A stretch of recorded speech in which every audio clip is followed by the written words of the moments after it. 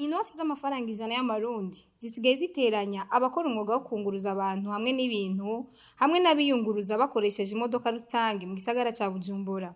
Abashoferi ababafasha bazwi nk'abakonvoyeri ndetse n'abiyunguruza baragaragaza intambamyi bategwa n'izo noti. Inoti ziragoye kuronka kubera yuko turashobora kuzironka ugasanga zaraheze, abakiriya nabo tuzibahaye ntibiborohere bakadushwanira. Ziradutera uruhombo cyane kuko iyo utoje amajana 5 urumva ubuhevye amafaranga 105.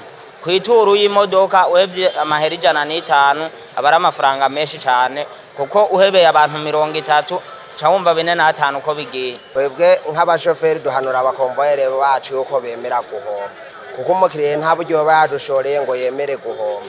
Twemera yuko baca baheba ayo sase nkane bagatoza sensa. Inoti zirazimvye cyane gose nk'uzanye 2000 bacagura 1500 nanyo gasanga bagana inoti zanashaje zitameze nka neza. Iyo usuje akira rero bakaca bazanga. Kandi turakigira iyo dufashe bisi ari uza wumva ngo shirako ijana cyangwa ingorongoro umva ta office usanga kugarura inoti zaheze zitabaguye usanga ari turagira confiance n'abakonvoyeri cyangwa turaterana amajambo. Bagize ico basaba abo vyega kugira iyo mishwano igabanuke. Ikintu twosaba leta nuko leta yoraba ikadutunganiriza inoti z'ijana zikaboneka neza nkuko tubona iza 2 n'iz'igihumbi ziboneka neza, inoti z'ijana zikaboneka ku rwego nk'uko.